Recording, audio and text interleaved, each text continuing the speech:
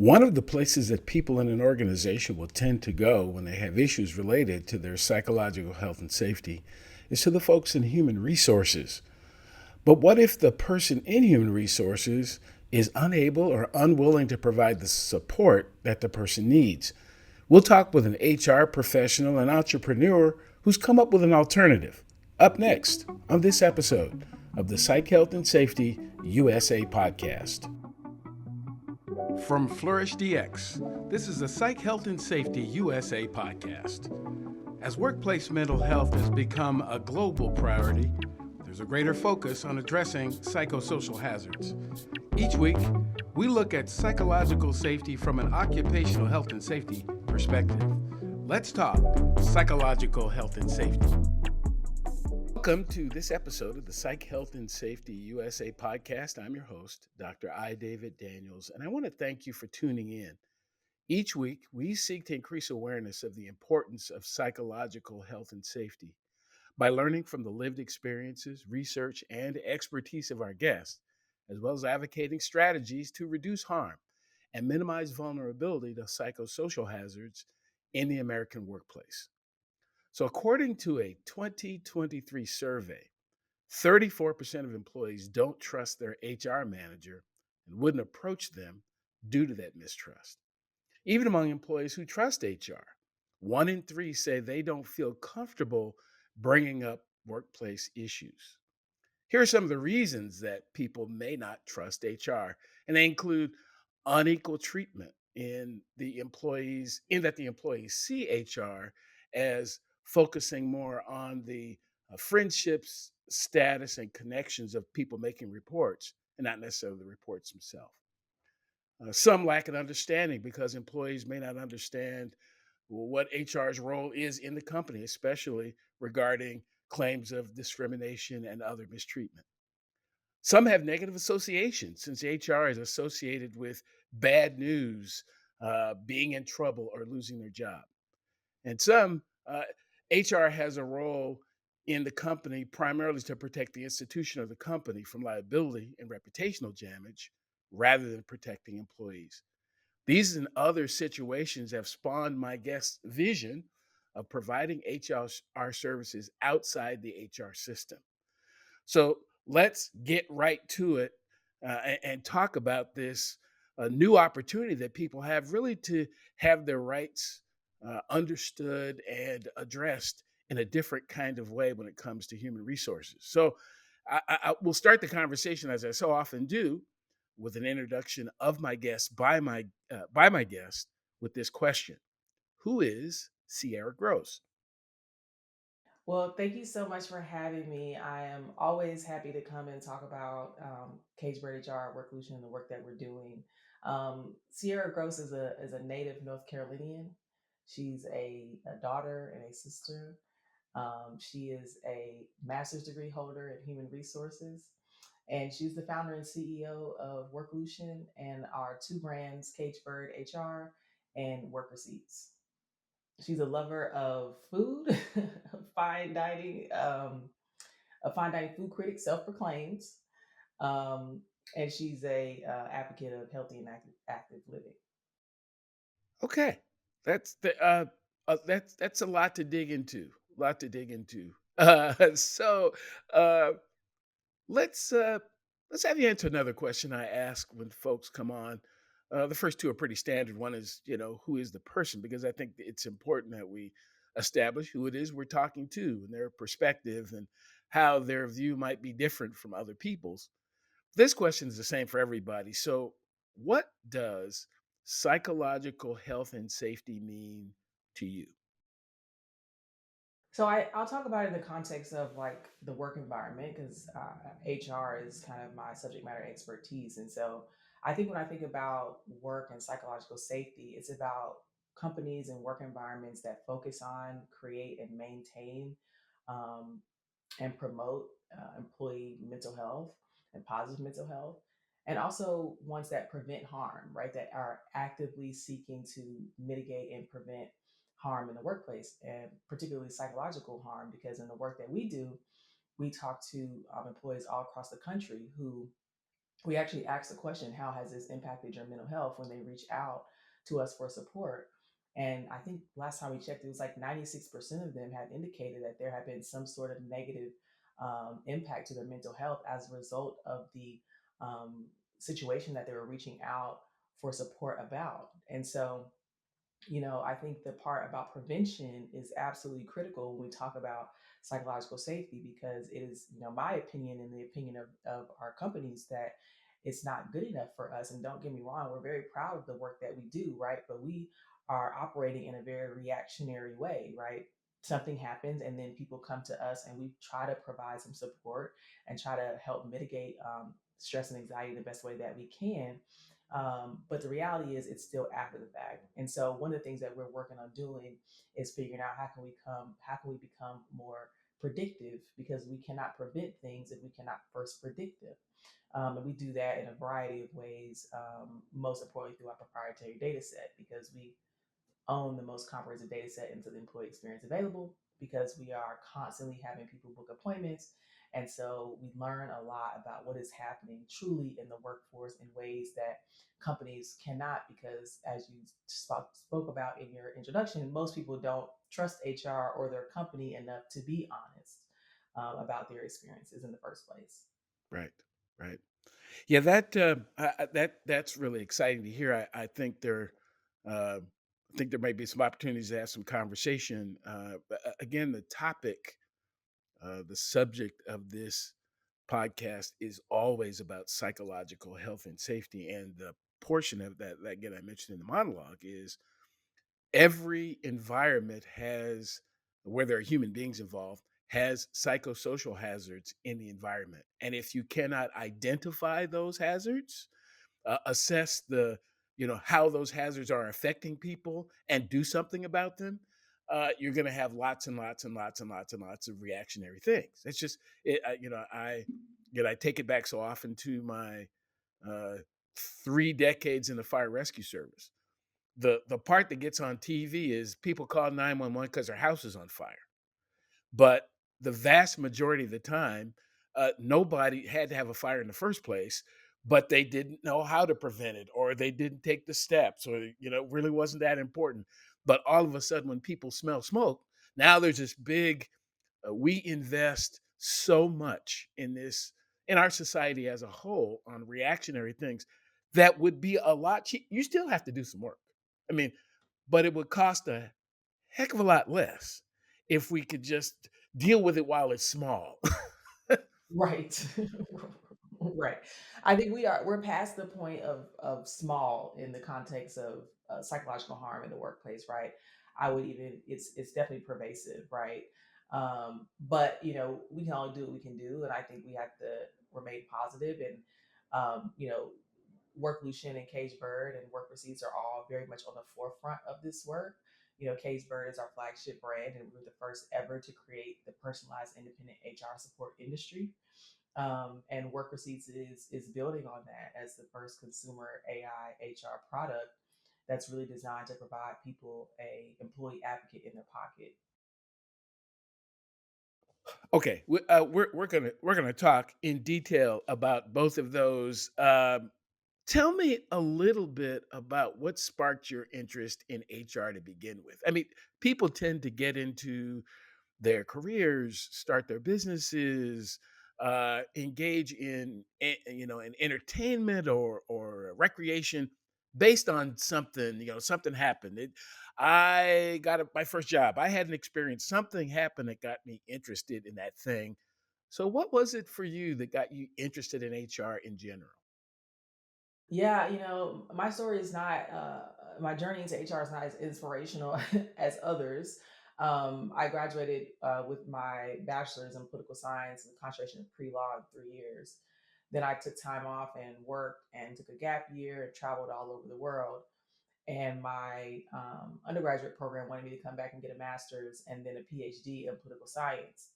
However, the only reason why I got a degree in political science in the first place was because Barack Obama was running at the time, and I just felt like this is a historic moment, and I want to understand deeply what's going on.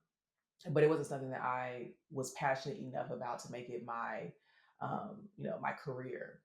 at the time, I had a family member who had her master's degree in HR and went on and had her PhD in HR. And she was like, what are you going to do? I feel like everybody gets pressed in the kitchen on the holidays around like, what are you going to do with your life?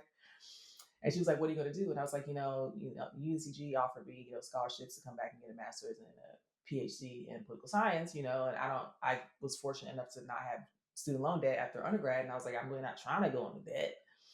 So that looks like a viable option. And she was like, you should think about HR. And I was like, I'm way too socially awkward to be in HR. And she was like, no, no, no, it's a master's program. It's a little bit hard, more strategic HR. And she was like, the school has a very high placement rate. It was like 80%. She was like, so really all you gotta do is get in the program and you're smart. So you'll probably land a great job and then you'll have enough money to pay off your student loans.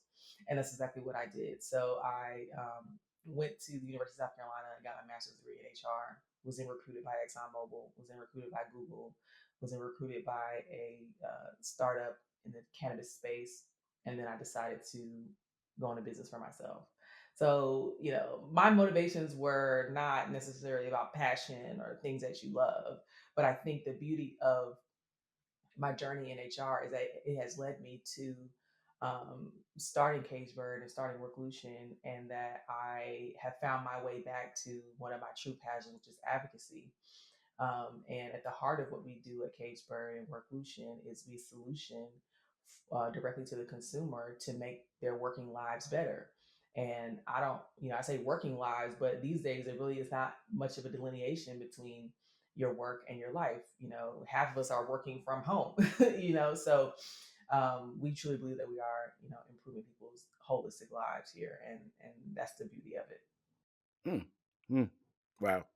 No, that's a pretty inspirational story. So it is.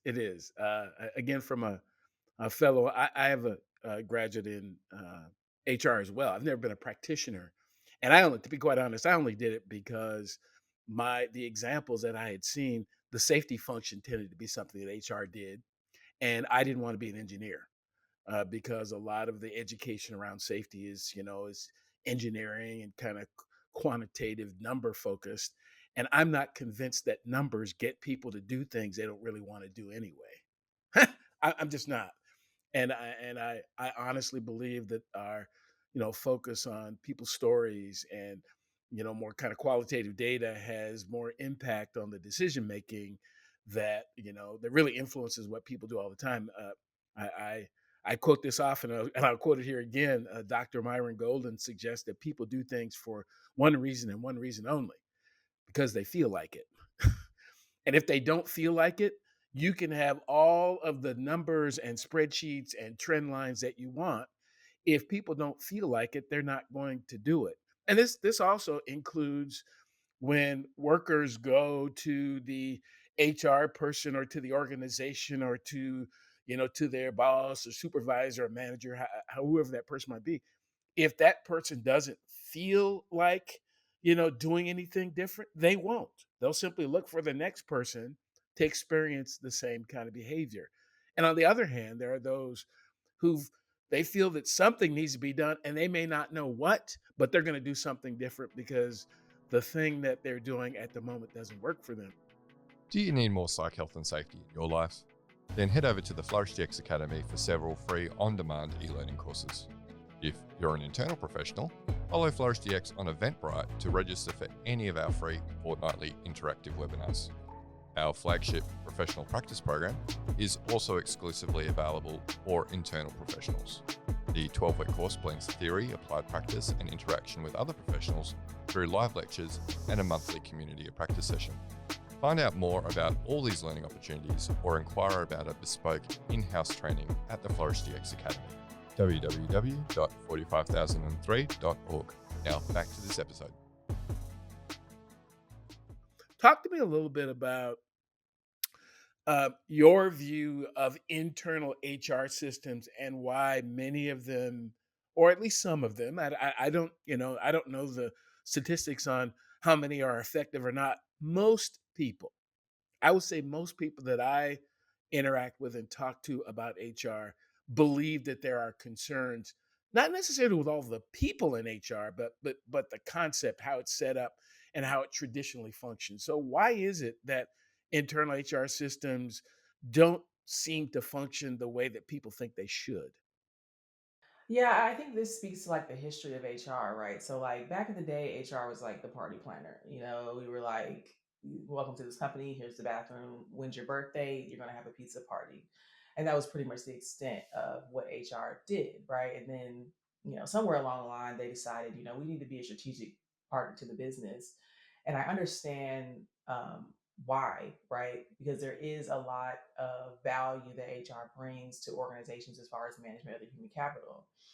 I think what happened was we kind of went too far on down that path, right? To where it is a total focus on what is best for the company and very little focus on the fact that the capital that we're managing is our humans, right? They're very complex, nuanced. We have biases, we have all these different things that we're bringing to into the workplace, right? And when you talk about HR is making decisions, consequential decisions over the lives of other people. And when you have a function, specifically employee relations, because that's the function that most employees engage with when they reach out to HR, when you have a function that is not wholly recognized or try to address the fact that these are human beings who are making decisions over human beings who have their own biases and prejudices, and oh, by the way, are being incentivized to protect the company above doing what is right, you get what you have in HR right now, which is, this growing disconnect between people who actually work in HR and the tops of HR functions, right? So I don't know if you were aware that SHRM had come under fire because they removed equity from, their DEI programming, and it caused, a big uproar. And people were, there's petitions going around, and people were canceling their SHRM memberships. And SHRM is, the HR, association for human resources professionals. Like that's the main one. So when they are removing equity from their DEI programming instead focusing on inclusion, I think that speaks to why so many HR professionals are saying like, hey, I didn't join HR for this, right? Like I joined HR to help people and to see them grow and develop and flourish, right? And you're telling me that even in situations where we are clearly in the wrong, right? we are expected to gaslight, demoralize, humiliate people, and in service of what's in the best interest of the company. And then you add on, the fact that AI is coming online, and we're all now trying to figure out how do we ethically use HR, I mean AI in the HR function, right? So now you talk about you have AI reviewing resumes, right? You have AI doing analytics and making human capital decisions, right? And so, I think HR is in this really weird kind of place right now where it's either going to go one way or the other, right? Employees are going to say enough is enough, or the system is going to keep going as designed. For me and Worklution and our brands, what HR does, HR is going to do what HR is going to do as an industry, right? We feel like we're HR adjacent and that we are HR practitioners, but we just have a very different way of going about it. And most people call us disruptors because there's never been a company before that said, hey, we're going to take HR clean out of these organizations and put it over there. And by doing so, we are going to educate you on all your rights and options because we don't work for any company. We work for Worklution, right? So we can be honest with you about what your rights and options are.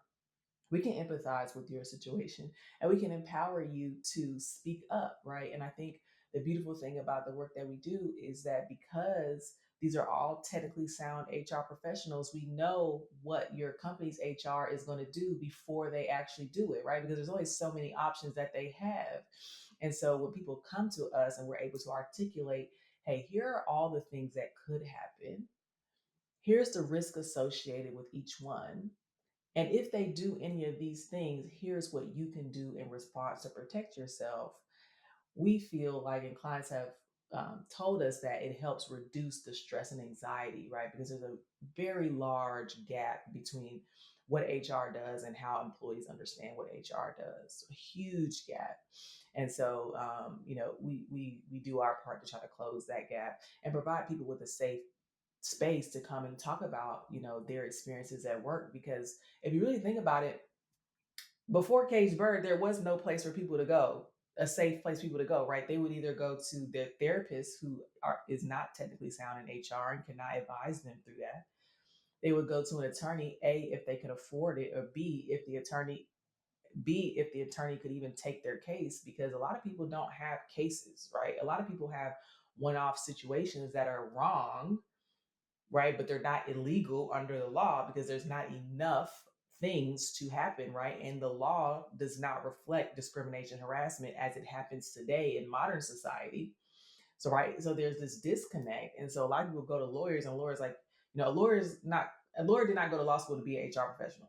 A lawyer went to law school to practice the law, and so a lot of times anything that's short of that, a lawyer's just not gonna get involved, right? So then that, people go to their friends and their group chat. And now it's just a matter of like, what was your experience? What was my experience? But there's still that technically sound piece of it missing.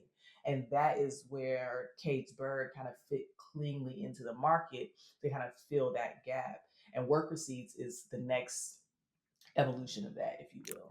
Right, right. Yeah, you just while you're speaking, I'm thinking about the similarities between the challenges relative to how HR is handled and the challenges related to how safety is handled, because they're both really very similar. Our body of law around discrimination uh, is a little older, but not much. Civil Rights Act came out in '64. The OSH Act passed 6 years later. But the safety related laws in the country stopped with. So it took us 194 years to decide we're going to have a law that dealt with the safety of workers at all, and then we've stuck with that for the last 54 years or so. Nothing's changed. There's really nothing other than the OSH Act. And while it's been very effective in certain ways, what it hasn't done is it has not considered the issues that are not necessarily physical in nature. It doesn't see, again, like 37 other countries around the world, it sees psychological harm and physical harm as two different things, and they are not. They are absolutely not. They are absolutely two spectrums of the same thing. Harm is harm is harm is harm is harm, but some of that harm shows up as how people feel about things, and some of it shows up immediately as some physical manifestation of how they feel. But they're both important. And again, to your point, a lot of, I can make this connection as well. A lot of the psychosocial harm that people feel in the workplace could be mitigated by stronger, more effective human resource systems. It could be, because psychosocial hazards are things that people. So the definition in my research is it's a psychosocial factor that is perceived or experienced by the person exposed as some sort of threat that motivates him to behave differently. And it's not that we perceive threat all the time. There's planes flying over us, there's buildings we go in, but because we feel confident that the building's not going to collapse, we feel confident the plane's not going to drop out of the sky. We believe that somebody inspected that food before we ate it, so our perception of that threat says, well, I'll eat it anyway. Even if it look a little weird, I'll eat it because I'm. But so when people come to work and they start to feeling a certain way about how they're being treated, organizations ought to pay attention to that, because it is the small seed that can grow into the forest of problems that are going to cause them to end up having to, pay a huge lawsuit, do a bunch. And it's why should we have to be motivated by, lawsuits and a bunch of other, what people perceive to be negative things, when this is pretty easy stuff if we cared on the front end. Right. I think the answer is, capitalism. Capitalism has made us to believe that harm in the home is deeply problematic. But harm at work is something that we should just accept because, it's just what it is, right? Like you go to work, you do a job, and whatever happens to you at that job, it's just what happens to you, and it's just a part of working culture. When in reality, when we talk to people, I mean, the stories that we hear are horrific. They are horrific. And I speak about our clients, but what people don't really realize is that I am the first beneficiary of Cagebird HR, right? Like just because I'm in HR, that does not mean that I myself have not experienced workplace trauma to the point where I was prescribed psychotropic drugs for the first time in my entire life, diagnosed as clinically depressed as a result of this instance of me literally just showing up to work one day and being subjected to all kind of things, racism and everything else, um, that I did not sign up for. And because I understand HR, and because this was during a time where George Floyd protests were going on, and I just had a lot less patience for a lot of things that I had accepted about my experience as a person, a working person. And I just decided, like, I'm not just going to accept this. And because I understand HR technically, I was able to get an outcome that worked for me. But most people have no clue. They have no clue. And so, that's a part of our work, is just trying to help people understand. But that goes back to my first point, right? Like, my situation happened however many years ago, and I still have chronic gut issues as a result, still to this day, to the point where I had a colonoscopy at 32 years old. Oh boy. Oh boy. A otherwise perfectly healthy person who had never had any major anything at any time. So when we talk about prevention, I'm literally trying to prevent what happened to me from happening to other people. That is why I started Cagebird, because I was like, baby, they almost took me out.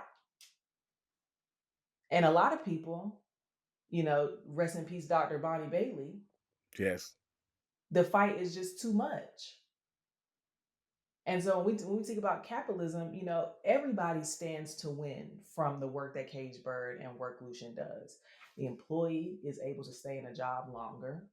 The company is able to reduce attrition, which equates to dollars, which in a capitalist society, that's all they really care about, right? And so it's a win-win for everybody.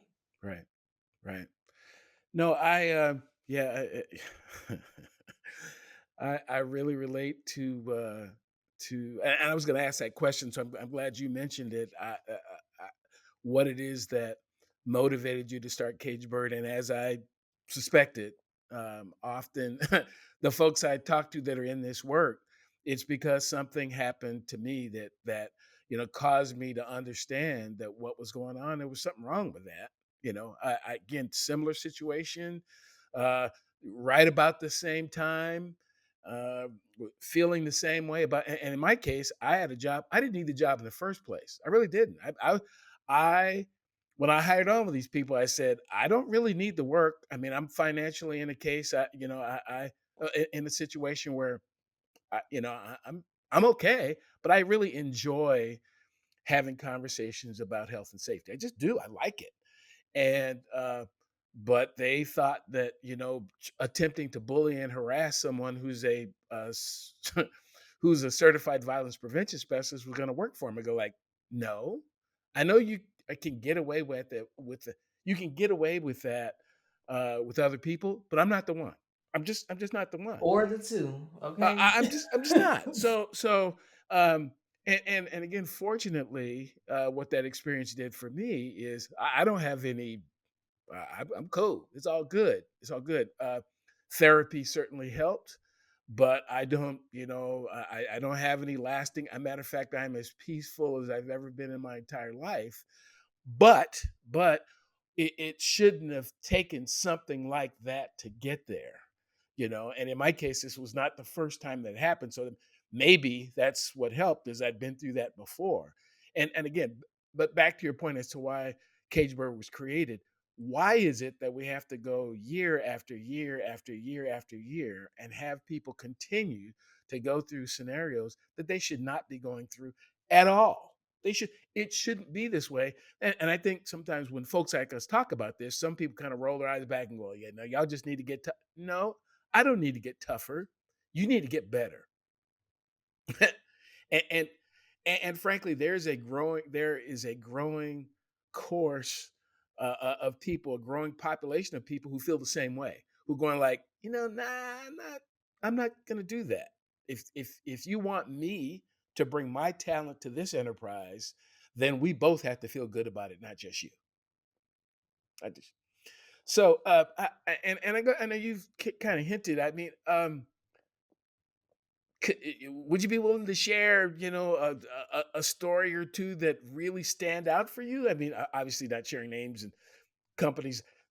Here's a bit of a sidebar, but that I have to say. I find it interesting that we have processes from an HR perspective that so one employer will call another employer and ask about the worker, but nobody will call and check on the place that they worked. And yeah, and we'll say, oh, Sierra at her last job, this happened, that happened, this happened, that happened, but no one seems to dig into, well, what was going on in that environment.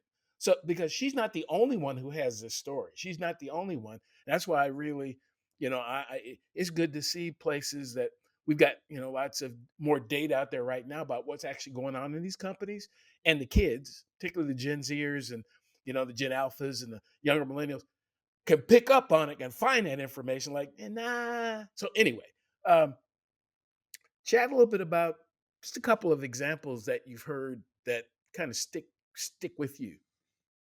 Yeah, I think, I'll tell you one that I use an example because I literally still pray for this girl. I don't know where she is. I don't know if she's well or not, but her story, it literally will never leave me so long as I live. She had just moved across country for a job. She didn't know anybody. She was so excited about this job. She gets there, they treat her horribly. And she had been in this environment for quite some time. This is when Cageburg had this is in year one of Cageburg. Okay, so there was before us there was nowhere other for her to go. And when I spoke to her, you could just tell that mentally the only solution was to stay at this job. Like she was like, I can't. I don't know anybody out here. I don't have enough money to get back home to my family. She was like, I have to stay in this job. Like I have to make it work. How can I make it work? And she was, and I was like, well how, like, are you okay? And she was like, honestly, like I'm so stressed. And she proceeds to pull a grocery bag from wherever off camera. And this grocery bag was full of her hair that was falling out of her head due to stress because she did not know what was going to happen. Like they were trying to lay her off, like, hey, it's not working out. And she was calling to figure out like how she can keep her job.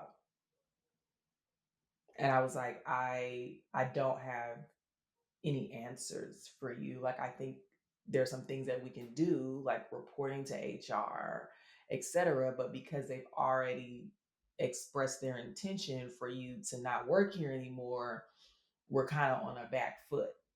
And she was just devastated. And I could just tell mentally she was just not even in a place to receive anything that I was saying because she was just so in like a depressive state. And it was the most horrible thing. It was horrible. And then you listen to all kinds of stories. I mean, people call up here because they've been slapped. Girl called up here and said her manager pulled her into her room, closed the door, and slapped her across the face. Yelled at her. She left, went to the bathroom, and called Cageburg. Wow, wow. Did did I wonder, did she call the police?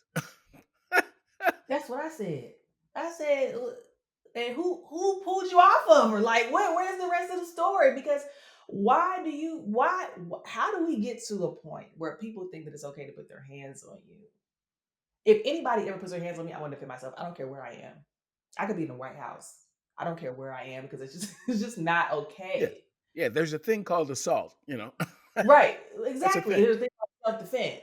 So, I mean, just the most horrible things. People been called all kind of N words and B words. Women being slapped on the butt by their male coworkers.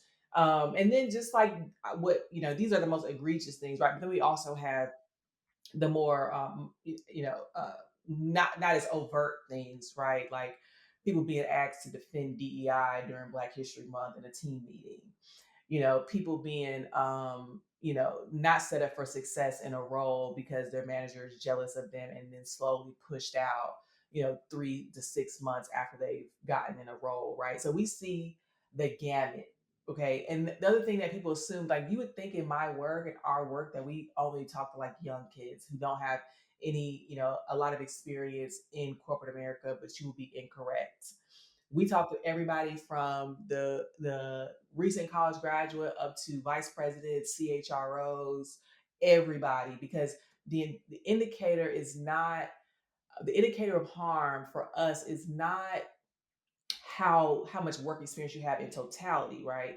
When you start a new role, you are more likely to have a negative work experience than you are if you have been in the role a long time. So it doesn't matter if you've been in work environment 50 years, 100, it don't matter. When you start a new role, you are more at risk of having a negative work experience. That's an interesting statistic that you'd mentioned, because the same thing applies to when workers get injured at work. Your chances of getting injured at work are, I don't have the data right in front of me, but they're significantly higher in your first, year, well, from year 1 to 3, than they are past year 3. Because again, to your point, if I can get into this new thing and figure it out, get used to it, get better at it, then my chances of getting physically injured are lower. But I mean, you raise an interesting point, that it sounds like that even the possibility of psychological or psychosocial harm is increased early on. And again, as I think about it, the circumstances that all happened to me were all within about 18 months. It was, you notice something almost immediately, and this is one of those areas where I honestly I believe that organizations should be more honest about what the environment really is, and if they But they told have no people. reason to. They have no reason to. And you want to know why? Because they own and control their own data until today, right? So, like Google owns Google's employee data, Microsoft, all these companies, right? We have everybody's data. It doesn't matter the industry. We support people at banks, higher education, technology, professional sports, Hollywood. It doesn't matter. So what's happening is, for the first time, we have insight across the board as to what is really going on as far as employee experiences in the workplace. And what that does, for the first time, it allows us to say, okay, we know that people in tech are more likely to have negative experiences than people in banking. We know that people who start new roles are more likely to have a negative experience than those who've been in their role 5+ years, right? And because we now have this unique data set that spans across all industries and all companies, then we can start to predict, right? Then we can start to predict and to prevent, right? So that leads me to my next point. So our sister brand is Work Receipts. Work Receipts, Work Receipts is poised to change HR as we know it, because it is going to put the power of an AI employee advocate in the hands of every single employee at an affordable cost. So one of the things that we have seen from Cage Bird HR in our operations is that the area of documentation, you and I know, is critical. It's critical to holding companies accountable to your work experiences, right? Because your story is quite literally your power, right? But the ways in which people are documenting is so disorganized. People are sending us pages long Word documents. Sometimes we get pictures of handwritten notes. People are sending us secret audio recordings that they made from their cell phones. People are sending us pictures of emails and things, right? And it's not in any kind of chronological order. Right? It's very hard to digest, right? It's a lot of compute for us to receive all these documents and then have to read through them and synthesize them and everything else, right? But because there's no technology solution that is made for that. And Wrk Receipts is a technology solution that is made to help streamline the way people both document and easily send what is happening to their work. And then, because I'm brilliant, I understood that people don't know what to ask us, right? We're completely independent HR, right? They don't know what to ask us. So why would there be an expectation of me for them to understand how to use AI, right? So what we've done is we've eliminated the barrier to effective AI use, which is prompting. So basically, we have created a generative AI employee advocate by the name of Jayla. And what Jayla will do is when you insert something, when you create a log or add a receipt into the tool, let's just say you add that, my coworker touched my hair and asked me, why do I change it so much, right? That's a microaggression. You log that into the tool. Jayla then converts that into a prompt. And then the prompt, Jayla will then tell you what your rights and options are. And she'll draft a letter to HR to report the very thing that you just logged in the app. And so when you think about who could benefit from this, right? When you think about hourly workers who are the most at risk for negative work experiences and for employee rights violations, unions, right? The EEOC has the same problem that we have. They don't have a technology solution for receiving documents or for allowing people to document what's happening, right? And so, as more and more people use the technology, the more and more data we get, the more and more smarter it gets. So now Jayla can tell you, hey, you just started this job. And people who just started jobs who look like you, who identify as you, like the same that you do, who have the same level of education that you do, they've reported these things. And oh, I see you work at this company. Oh, we have data from 99 other people who also work at this company. And here's their experiences. So here's what we recommend that you do proactively to prevent X, Y, and Z from happening because we know you're at a higher risk of that happening from this data set because there's so many people using the tool all the time. It's truly revolutionary. We are now trying to figure out what does this mean for traditional employee relations departments because now employees are smarter. They know the answer before they go to HR. They know that their rights have been violated. They know that they can go file a charge with the EEOC or whatever state and local agency that they have for whatever the wage and hour division or whatever issue that they have. They know that. So, what does that now mean for employee relations functions? TBD.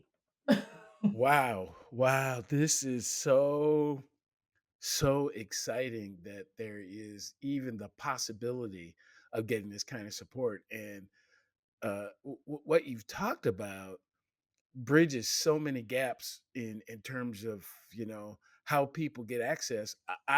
Again, my experience is that most or a significant portion of the people who really need the help have no way to actually get it because they don't have Jayla. They just know it feels bad. It feels wrong. Again, their feelings, their perceptions, their experience of this environment says there's something wrong with this. I don't know what it is. It just doesn't feel right. And at that point, don't really know where to go until it becomes, in some cases, so severe that they have no option as to where to go. And in many cases, it's really over at that point. Most people. So if you look at the spectrum of psychosocial hazards, the ones on the most severe end, which include bullying, harassment, violence. Once you get to that point, it is generally so bad that you probably won't be able to stay in that environment anyway. But what if we could have recognized this on the front end when the issue was really just a bit of role ambiguity? It's just that we haven't really clarified what my role is. And if we could clarify that, we won't get down here. It was frankly under or overutilization of my skills. It's basic stuff, but nobody recognizes that as a hazard, as something that could really get worse, that could harm people, and we don't do anything about it until it gets worse and worse. And the really sad story, you may recall the situation in California at Half Moon Bay, where the individual was working at this mushroom farm. They had these two mushroom farms, and as I'm learning more about it, they had these folks, many of them immigrants, living in cargo containers and in tents, and and charging them to live there. And this one particular day, this one individual was 66 years old. There was an accident he had with a forklift. It was going to cost $100 to fix, and they told him he had to fix it, and that was it. That was the straw that broke the camel's back. He killed 6 people.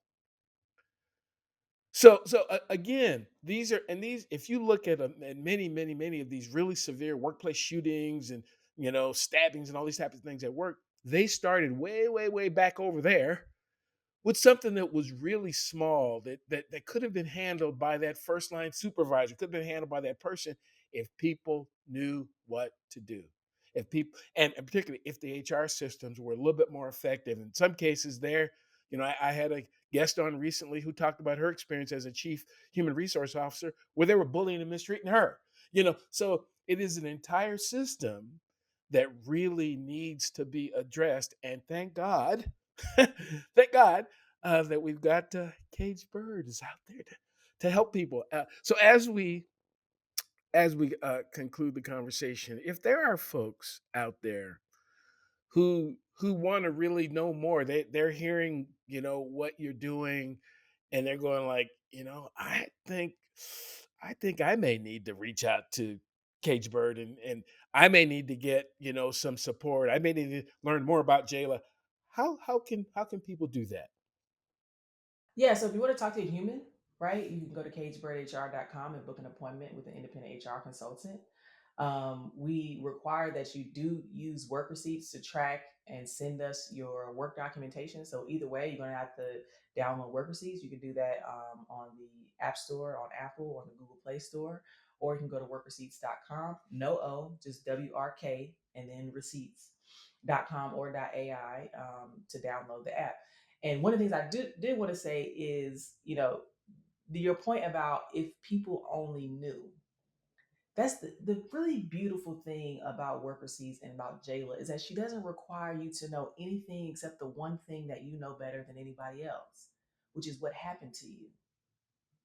That's all you have to know. And it's all you have to tell her what happened. Just tell the tool, tell Jayla what happened to you.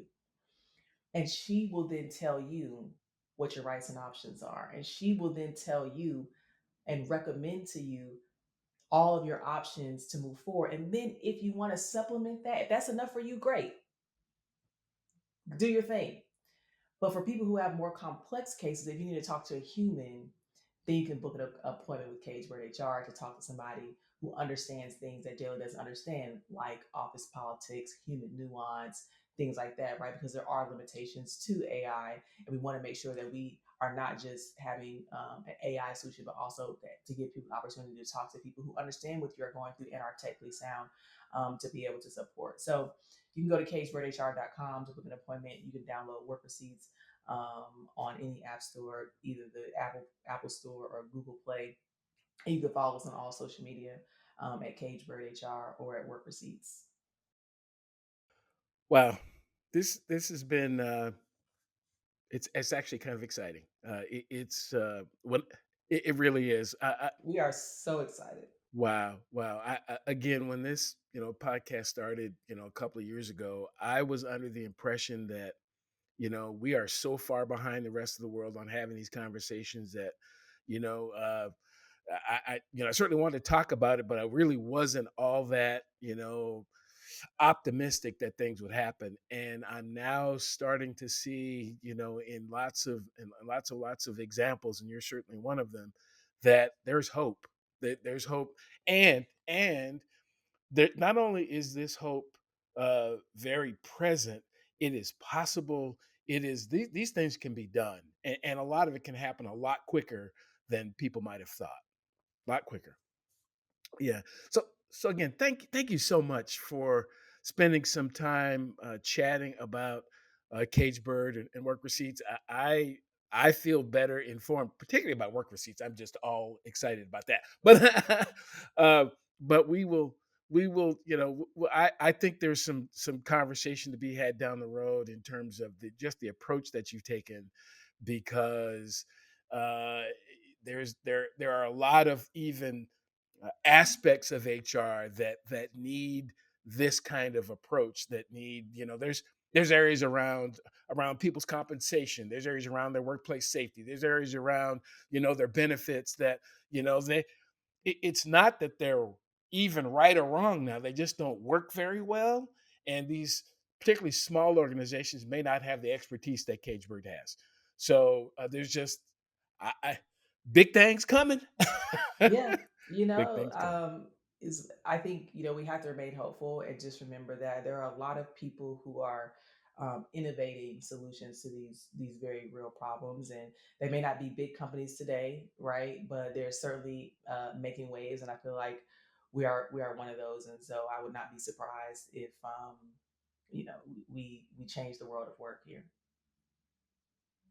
Well, thanks. Thank you Thanks for so having much. me. And You are thanks. so Yeah, I really, really appreciate the conversation. And for those of you who are watching or listening to this podcast for the first time, welcome. I hope something that you've heard will bring you back. Previous episodes of the podcast can be found at psychealthandsafetyusa.com. You can watch, like, subscribe, and share podcast episodes on the Flourish DX YouTube page. And please do join the Psych Health and Safety USA movement by connecting and becoming a subscriber on LinkedIn. Until next time, stay tuned and look out for the next episode of the Psych Health and Safety USA podcast.